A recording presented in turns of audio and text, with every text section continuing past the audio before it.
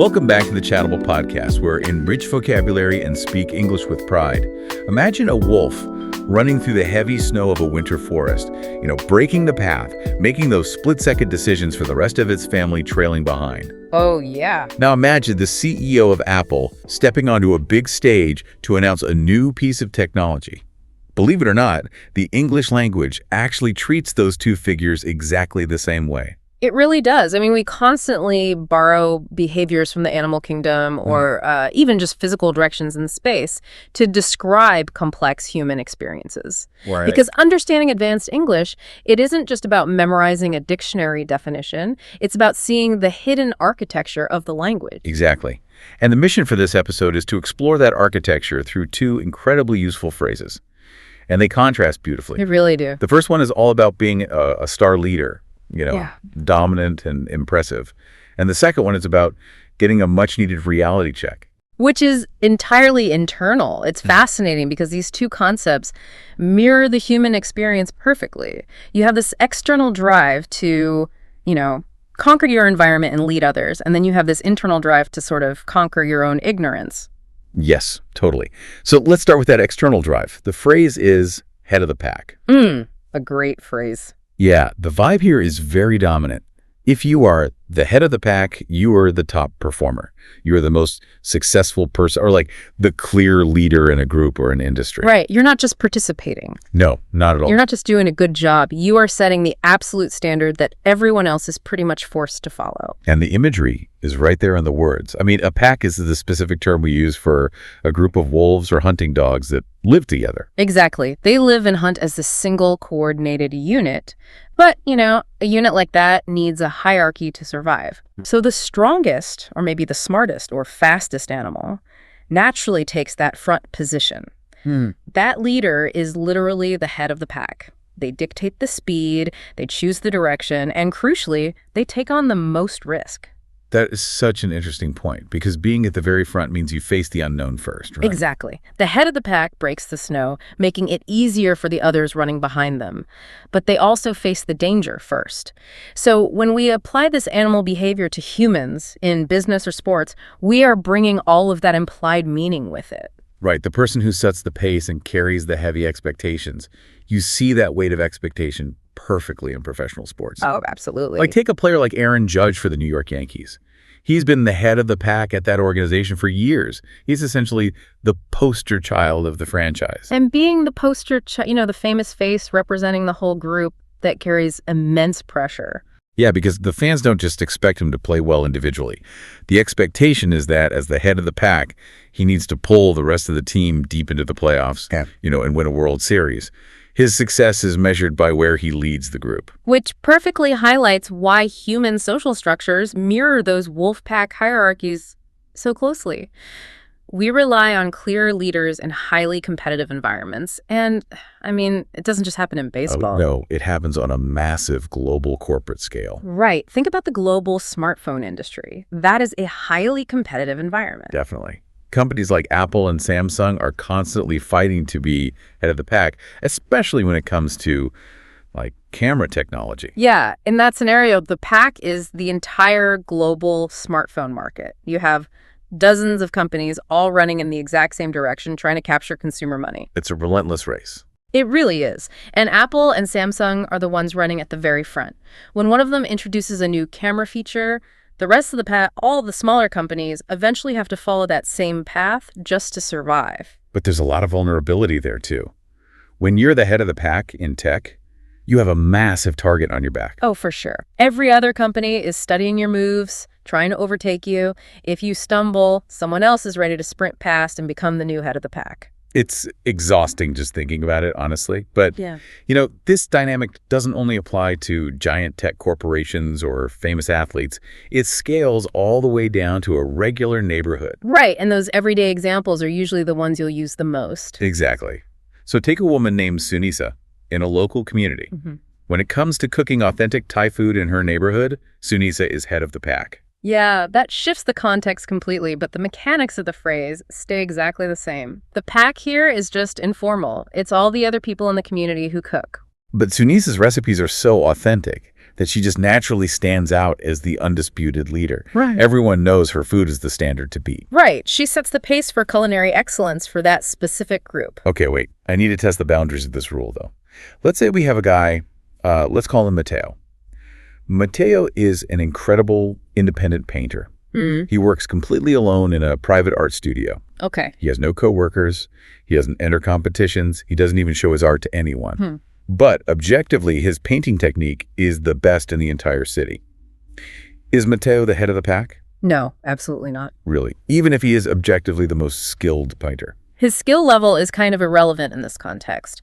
The phrase absolutely requires a group dynamic. You can't lead a pack if there is no pack. Mateo is in total isolation. Ah, I see. There's no competition, no social hierarchy for him to lead. He has no other wolves running behind him? Exactly. He might be a genius or a lone wolf, to use another animal idiom, but he is not the head of the pack. It is fundamentally a social phrase. Okay, so the line is drawn at the group dynamic. You need a community or a market or a team to lead, but maintaining that top spot usually requires a lot of self-awareness. It does. You can't be naive. You eventually have to face hard facts and stop making foolish mistakes. Which brings us directly to the second phrase for this episode, which is wise up. Yes, wise up. If head of the pack is entirely external and visible, wise up is an invisible shift that happens inside your own mind. Let's define that shift. To wise up means to finally notice the true reality of a situation, especially if you've been, acting naive or lazy or foolish. There's a harsh reality check. And the origin here is fascinating. It became popular in American slang in the early 1900s. It takes the concept of being wise, meaning having good judgment and maturity, and it anchors it to the spatial direction up. Yeah, the word up carries so much psychological weight in English. We say wake up or grow up or stand up. Right, because gravity naturally pulls us down. In language, down is often associated with laziness, ignorance, or sleep. But up requires effort. It implies moving to a higher, more alert and mature state. You are literally elevating your level of awareness, like lifting your understanding out of a dark, naive place into the light. And that transition is usually uncomfortable. Wising up rarely happens when you are perfectly happy. It usually needs a catalyst, like some kind of friction or danger that forces you to abandon your foolish assumptions. So let's look at that friction in an everyday scenario. Let's talk about Diego. Diego is having some serious trouble at his office. Diego needs to wise up and realize that his boss will fire him if he keeps arriving 20 minutes late every morning. Right, and think about Diego's psychological state before he wises up. He's living in this comfortable fantasy. He probably thinks, oh, it's fine. My boss doesn't really care about the clock. He's aggressively ignoring reality. Exactly. His awareness is low. When we say he needs to wise up, we mean he needs a sharp reality check. He must elevate his understanding to see the cold truth, which is that his job is in danger. You see the exact same friction with students, too. Like, Chloe needs to wise up to the fact that she will fail the semester if she doesn't start studying for her finals. Yeah, Chloe is in the same state of denial as Diego. She's relying on a childish assumption that maybe she'll magically pass. Wising up means she has to face the tough adult fact that she needs to take action. It's a complete paradigm shift. Yeah. But what makes this phrase so powerful is that it scales all the way up to massive global issues, too. It does. Advanced English vocabulary often works like a zoom lens. You can focus tightly on one person or pull all the way back to look at society. Right, so to see how high level this can get, let's look at a complex macroeconomic example from our sources. You might read an analysis arguing that people need to wise up to the fact that inflation won't calm down soon, given the world energy market and the escalating conflict in the Middle East. And just to be very clear, we are strictly impartial here. We are not taking any political stance on those geopolitical or economic events. Definitely not. We are just using this as an excellent example of how the phrase appears in a high-level context. Exactly, because whether you agree with that specific economic assessment or not, notice how wise up functions there. It's a call for a massive collective reality check. It suggests that the public has been acting kind of like Chloe or Diego, naively hoping that high prices would just magically vanish. Right, ignoring the harsh realities of global markets and international conflicts. So declaring that we have to wise up implies society must abandon its comfortable optimism and accept a difficult truth. It's a very direct way to say we need to stop fooling ourselves. Yeah. Which actually makes me wonder about the boundaries of this phrase.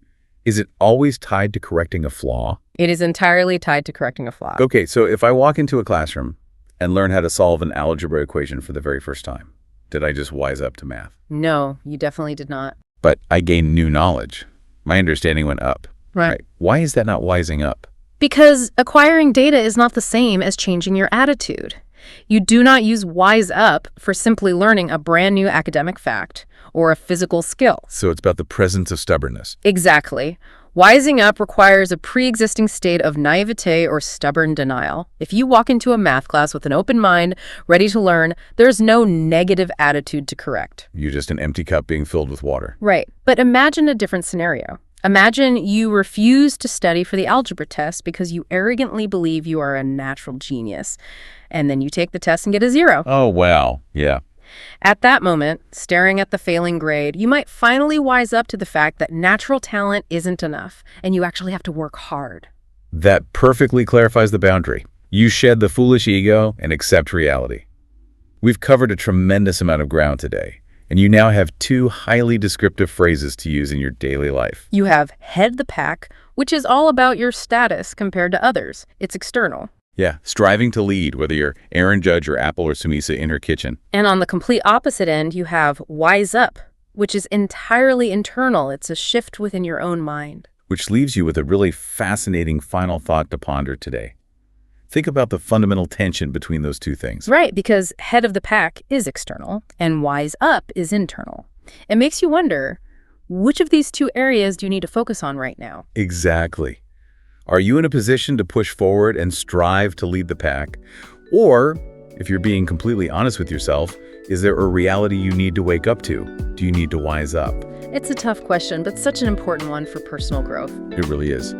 Thank you so much for joining us and spending your time with us today.